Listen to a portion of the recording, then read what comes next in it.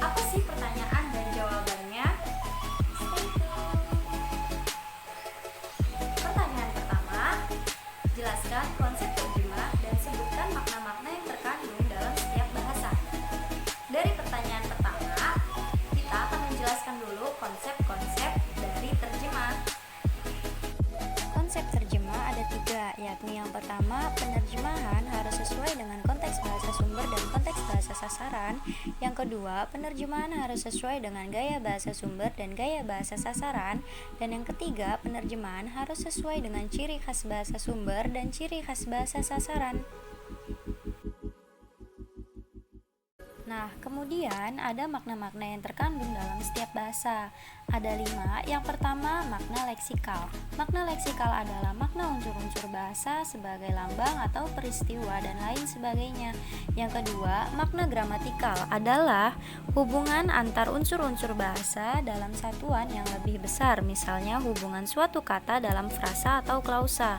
Yang ketiga, makna kontekstual dan situasional adalah hubungan antar ujaran dan situasi di mana letak ujaran itu dipakai.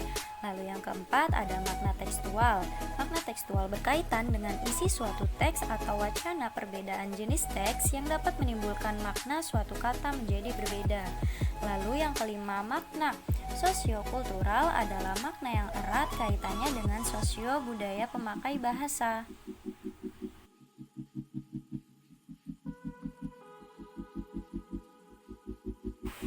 Pertanyaan yang kedua, sebutkan dan jelaskan aspek-aspek bahasa.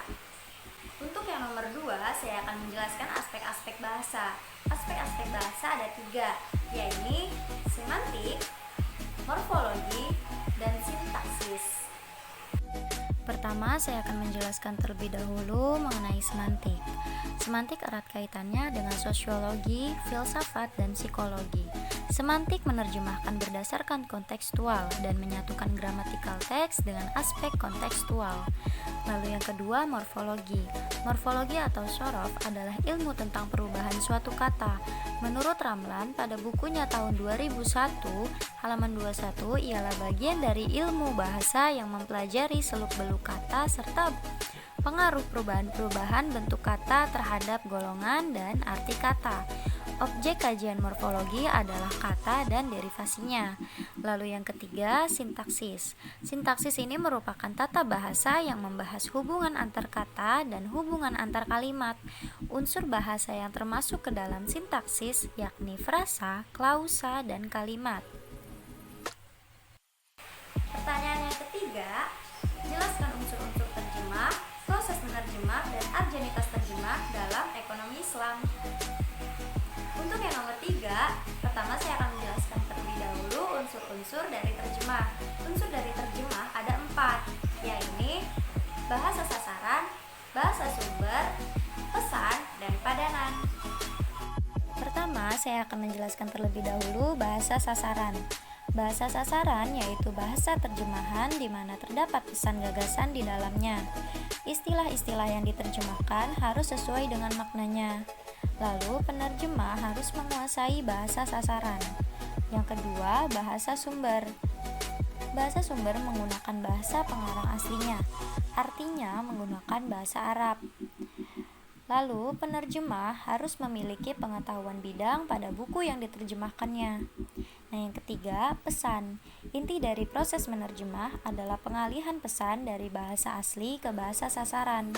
Pesan ini dilakukan dengan sedekat dan sehalus mungkin dari kata dan makna dalam menerjemahkannya. Dalam pesan diperlukan adanya teks agar mencegah kesalahan menerjemah. Lalu yang keempat, terakhir, ada padanan. Padanan adalah sebuah bahasa yang memiliki kesetaraan makna kalimat atau kata antara bahasa asli dengan bahasa sasaran. Tidak berubahnya makna kiasan maupun makna gramatikal dalam bahasa aslinya. Nah, sekarang saya akan menjelaskan proses menerjemah. Proses menerjemah ada 7. Yang pertama, penjagaan. Yang kedua, analisa atau analisis sesuatu yang akan diterjemah. Nah, yang ketiga, pemahaman. Pemahaman ini memahami tentang apa yang akan diterjemahkan. Lalu, yang keempat, peristilahan yakni menguraikan istilah sehingga dapat dipahami. Yang kelima, perakitan. Perakitan ini dimulai dari menggabungkan keempat komponen yang sebelumnya. Lalu yang keenam, ada pengecekan. Pengecekan dan pemeriksaan ulang terhadap buku yang diterjemahkan. Lalu yang ketujuh, diskusi hasil. Mendiskusikan hasil terjemahan yang telah diterjemah. Setelah saya menjelaskan unsur-unsur terjemah dan proses penerjemah, pada nomor 3 ini saya akan menjelaskan juga argenitas terjemah dalam ekonomi Islam. Argenitas terjemah dalam ekonomi Islam. Menguasai tarjamah bahasa Arab merupakan hal penting bagi siapapun yang akan terjun ke dunia ekonomi Islam, seperti misalnya mahasiswa perbankan syariah. Sebagaimana pepatah Arab mengatakan, "Al-lughah miftahul ulum." Bahasa adalah kunci untuk mendapatkan segala ilmu dan perbankan syariah termasuk di dalamnya. Pertanyaan yang keempat, jelaskan macam-macam terjemah yang terdiri dari terjemah fauriyah, terjemah huriyah, terjemah harfiah, terjemah maknawiyah, dan terjemah mumassilah. Nah, pada nomor 4 saya akan menjelaskan macam-macam terjemah. Macam-macam terjemah. Yang pertama, terjemah fauriyah. Artinya, terjemah langsung yang dilakukan secara langsung atau tanpa persiapan seperti diskusi atau seminar. Yang kedua, terjemah huriyah, yaitu terjemah bebas tanpa terikat alih bahasa kata ataupun kalimat. Tujuan penerjemahannya yakni untuk menyampaikan makna yang terkandung di dalam teks. Yang ketiga, terjemah harfiah, yaitu pengalihan bahasa sesuai dengan urutan kata bahasa sumber atau mana al-qotan. Bisa disebut juga upaya penerjemahan dengan menggunakan kamus. Lalu, yang keempat, terjemah maknawiyah atau terjemah tafsiriyah, yaitu alih bahasa tanpa terikat dengan urutan kata atau susunan kalimat bahasa sumber. Terjemah ini lebih mengutamakan penyampaian makna daripada arti perkata. Yang kelima, terjemah mumassilah, yaitu menerjemah serta menjelaskan pesan yang terkandung di dalam teks dengan menggunakan bahasa yang sama, di mana bahasa sumber dengan bahasa sasaran ini satu bahasa. Pertanyaan kelima, ini pertanyaan terakhir ya teman-teman.